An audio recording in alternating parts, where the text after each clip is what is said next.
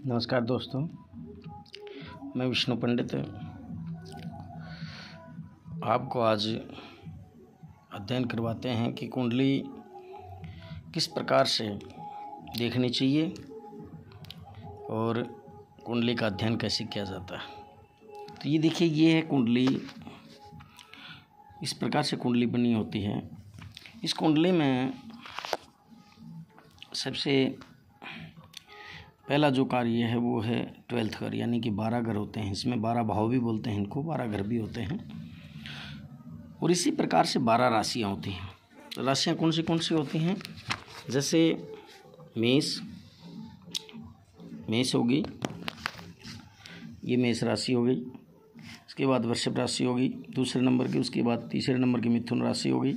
चौथे नंबर की कर्क राशि होगी। उसके बाद सिंह राशि होगी 5वें नंबर की। कन्या राशि होगी 6ठे नंबर की। और उसके बाद 7वें नंबर की होगी तुला राशि। 8वें नंबर की होगी वृश्चिक राशि। और उसके बाद धनु राशि 9वें नंबर की। 10वें नंबर जो आता है वो आता है मकर राशि का। 11वीं राशि जो होती है वो कुंभ होती है। और 12वीं राशि होती है मीन। इसी प्रकार से इन राशियों के स्वामी भी हैं। इन राशियों के स्वामी 12 राशि जो हैं इनके स्वामी भी होते हैं। स्वामी कौन से हैं? जैसे सबसे पहले मेष राशि आती है पहले नंबर की। और उसके बाद अष्टम राशि जो 8वीं राशि होती है वो होती है वृश्चिक। मेष और वृश्चिक राशि का स्वामी मंगल है, यानी कि मंगल ग्रह को 2 राशियाँ मिली हैं। उनका स्वामी तो जो मिला है वो 2 राशियों का मिला है। किस का? मेष और वृश्चिक। उसके बाद है वृषभ और तुला, यानी कि दूसरी राशि वृषभ और 7वीं राशि तुला। उसका स्वामी है शुक्र। इन 2 राशियों का जो स्वामित्व मिला है वो वृषभ राशि का और तुला राशि का दोनों को मिला है। उसके बाद आ गई कन्या राशि और मिथुन राशि। ये तीसरी राशि आ गई मिथुन और 6ठी राशि आ गई कन्या। कन्या राशि और मिथुन राशि का स्वामी है बुध। इसी प्रकार से जो मिथुन राशि और कन्या राशि का स्वामित्व जिस ग्रह को मिला है वो है बुध ग्रह। उसके बाद चंद्रमा, कर्क राशि जो चौथी राशि आती है कर्क, उसका स्वामी है चंद्रमा। चंद्रमा सिर्फ 2 ग्रह ऐसे हैं। जैसे पहला ग्रह है चंद्रमा जिसको 1 राशि मिली है और वो है कर्क राशि। और कर्क राशि इनकी खुद की राशि होती हैं। ये इनके स्वामी चंद्रमा होते हैं। उसके बाद आती है सिंह राशि। पंचम जो राशि आती है, 5वीं राशि आती है वो आती है सिंह राशि। सिंह राशि का जो स्वामी है वो है सूर्य जो है वो सिंह राशि का स्वामी है। क्योंकि जैसे मैंने पहले बताया आपको कि भाई कर्क राशि और सिंह राशि ये 2 ग्रह ऐसे हैं जिनको 1 राशि मिली है। चंद्रमा को मिली कर्क राशि और सिंह राशि मिली सूर्य को। उसके बाद आ गई 9वीं राशि और 12वीं राशि, यानी कि धनु 9वीं राशि है जो, और मीन राशि है वो है 12वीं राशि। इन दोनों का स्वामी है बृहस्पति, यानी कि ये दोनों राशियाँ बृहस्पति जी को मिली हैं जो देवताओं के गुरु हैं। गुरु को यानी कि धनु और मीन राशि मिली हैं। उसके बाद आ गई मकर और कुंभ राशि। कौन सी राशि आई उसके बाद? 10वीं और 11वीं राशि। 10वीं और 11वीं राशि का स्वामी है शनि, यानी कि 10वीं और 11वीं राशि मकर और कुंभ राशि का स्वामित्व जिस ग्रह को मिला है वो ग्रह है शनि। इस प्रकार से जो है ना ये 12 राशियों के स्वामी हैं। और 2 ग्रह हैं जो राहु और केतु हैं, वो ग्रह छाया ग्रह हैं। वो छाया ग्रह बोलते हैं हम कुंडली के हिसाब से, ज्योतिष के अनुसार ये छाया ग्रह हैं दोनों के दोनों। उसके बाद देखिए ये है लगन कुंडली। और हमें लगन कुंडली ही देखनी होती है। ये जैसे जिस फर्स्ट घर में, पहले घर में जो ये पहला भाव, हमारा पहला भाव लगा लो, पहला घर लगा लो, इसके अंदर ऊपर लिखा होता है लगन। जैसे ये लिख रखा है, ये है लगन। यहाँ पे लगन लिख रखा है। वहाँ से हमें कुंडली देखनी स्टार्ट करनी होती है। और ये भाव जो ये घर जो मिला है ये किस को मिला है? पहला जो घर है, पहला जो जिसको मिला है ये घर जिस के हिसाब से देखना होता है, वो होता है जैसे तन भाव, जिसको हम शरीर बोलते हैं। शरीर के हिसाब से हमारा हाव कैसा होगा, हमारा, इसको केंद्र भी बोलते हैं, केंद्र भी है वैसे। तो जैसे शरीर भाव, अगर हमें शरीर का पता लगाना होता है कि किस प्रकार का शरीर होगा, इस प्रकार से लंबा होगा, तगड़ा होगा, जो भी शरीर के अनुसार जो हमें कुंडली देखनी होती है, शरीर देखना होता है कुंडली के अनुसार, तो वो पहले भाव से हमें हिसाब लगाना होता है, देखना होता है कि इसमें लगन, ये भाव पहला ही होता है, भाव चेंज नहीं हो सकता, इसमें राशियाँ चेंज हो सकती हैं। जैसे यहाँ पे अगर मेष राशि बैठी है, यहाँ पे मेष है पहले भाव में, तो वो मेष राशि को स्थान मिल गया पहला भाव। अगर वहाँ पे वृषभ राशि बैठी है, दूसरी राशि बैठी है वृषभ, तो वो वृषभ राशि इस भाव का जो है ना मालिक हो गया। और अगर मिथुन राशि बैठी है यहाँ पे, तो ये वृषभ राशि मिथुन राशि इस भाव की मालिक होगी, यानी बुध ग्रह इस भाव का मालिक हो गया। तो इस प्रकार से उसके बाद ये है दूसरा स्थान, ये जो भाव है ये है दूसरा भाव। दूसरा भाव होता है धन का, कुटुंब का और वाणी का, यानी कि धन अर्जित हमारे पास, जो हमारी ज़िंदगी में हमारे पास पैसा आता है, धन आता है, वो दूसरे भाव से देखा जाता है। उसके बाद आता है कुटुंब, कि हमारा परिवार कितना लंबा, कितना बड़ा परिवार होगा, कितना कुटुंब है, किस हिसाब से हम किस कुटुंब में जन्म लिया है, वो दूसरे भाव से देखा जाता है। उसके बाद होती है वाणी, यानी कि हमारी वाणी मिठी होगी या कड़वी होगी, किस प्रकार से हम बोलेंगे, वो होती है, वो जो है दूसरे भाव से देखा जाता है। उसके बाद आ गया तीसरा भाव।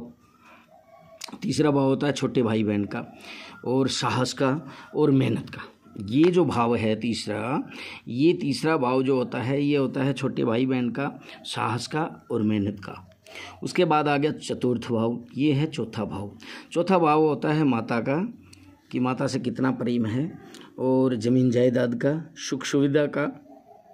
ये जो चौथा भाव है ये होता है, ये केंद्र भी है, ये भी केंद्र है। पहला भाव केंद्र हो गया, चतुर्थ भाव यानी कि केंद्र हो गया, और उसके बाद जो है ना सप्तम भाव केंद्र हो गया और दसम भाव केंद्र हो गया। ये चार जो भाव हैं ये केंद्र के भाव हैं इस प्रकार से। उसके बाद आ गया पंचम भाव। पंचम भाव जो पांचवा घर है, जैसे ये है पांचवा घर, ये पांचवा घर है, ये पंचम भाव है कुंडली का। ये पंचम भाव संतान का होता है, शिक्षा का होता है, बुद्धि का होता है, और इसको हम त्रिकोण भी बोलते हैं, ये त्रिकोण का घर भी होता है। तो इस प्रकार से ये पंचम भाव हो गया कुंडली का। इसके बाद आ गया ये छठा घर, यानी कि छठा घर आ गया, ये होता है शत्रु का, कर्ज का, रोग का और कंपटीशन का, कि भाई किस प्रकार से ज़िंदगी में हम जो कंपटीशन लड़ेंगे तो वो किस प्रकार से सक्सेस हो पाएंगे या कामयाब होंगे उसमें या नहीं होंगे। तो ये छठे घर से देखा जाता है। उसके बाद आता है सातवां घर। सातवां घर जो होता है ये होता है पति पत्नी का, यानी कि जाया अपनी स्त्री का, अगर लड़का है तो उसकी स्त्री का, और अगर लड़की की कुंडली है तो उसके पति का। ये केंद्र का स्थान भी आ गया। उसके बाद आता है पार्टनर, जो हमारा पार्टनर होता है उसका स्थान आ गया ये। और उसके बाद कारोबार से संबंधित, कार्यभार का, जो हम कार्य करते हैं उससे भी संबंधित ये सप्तम भाव से देखा जाता है। उसके बाद आता है अष्टम स्थान। अष्टम स्थान है खोज का। अष्टम जो घर है कुंडली का वो है खोज का और मृत्यु का और कष्ट का, बाधा का और गहरी खोज का। किसी भी प्रकार की, अगर जैसे वैज्ञानिक होते हैं गहरी खोज करते हैं तो उसका अष्टम स्थान जो है ना प्रबल होता है। जिस अष्टम स्थान में जो ग्रह बैठा है या जो राशि बैठी है वो प्रबल है तो ही वो गहरी खोज कर पाते हैं। इसी प्रकार से उसके बाद आ गया नौवां स्थान। नौवां स्थान, जैसे नौवां भाव जो होता है, नौवां घर जो होता है वो त्रिकोण का होता है, और ये भाग्य का घर भी है, इंसान का पिता का घर भी है, और विदेश यात्रा का घर भी है। और उसके बाद धर्म में हमारी कितनी आस्था है, धर्म कर्म का, धर्म का घर भी यही है, ये धर्म का घर भी है। इसी प्रकार से उसके बाद आ गया दसवां घर, दसम स्थान, जिसको हम प्रोफेशनल स्थान बोलते हैं। भाई हम क्या कारोबार करेंगे, क्या धंधा करेंगे, किस लाइन में जाएंगे, ये दसम घर से देखा जाता है। ये केंद्र का स्थान भी है। तो उसके बाद आ गया 11वां घर, ये है 11वां भाव। 11वां भाव जो होता है वो होता है लक्ष्मी का, यानी कि हमारे पास कितनी लक्ष्मी कहाँ से कैसे किस प्रकार से आ रही है, वो लक्ष्मी का भाव और स्थिर रहेगी या नहीं रहेगी, ये 11वें भाव से देखा जाता है। उसके बाद आ गया ये 12वां घर, ये है 12वां घर। 12वां घर होता है जैसे केस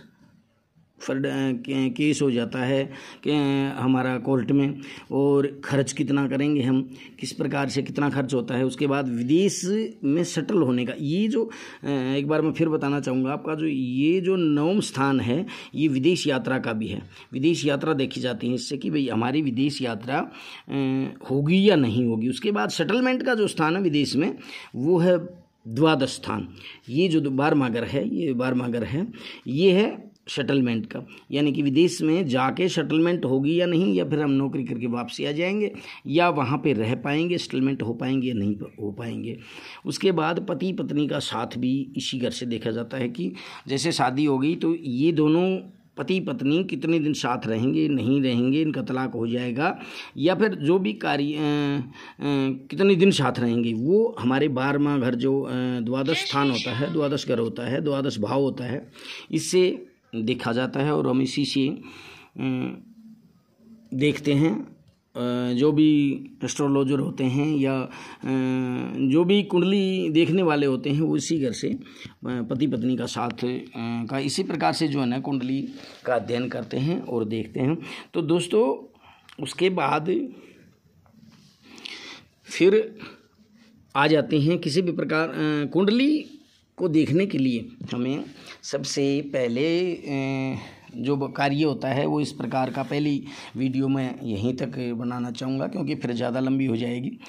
और आपसे आग्रह करूँगा कि अगर ये मेरी कुंडली आपको ये पसंद आए तो आप इसको सब्सक्राइब करना और लाइक करना, और मेरे को बताना कि भाई किस प्रकार से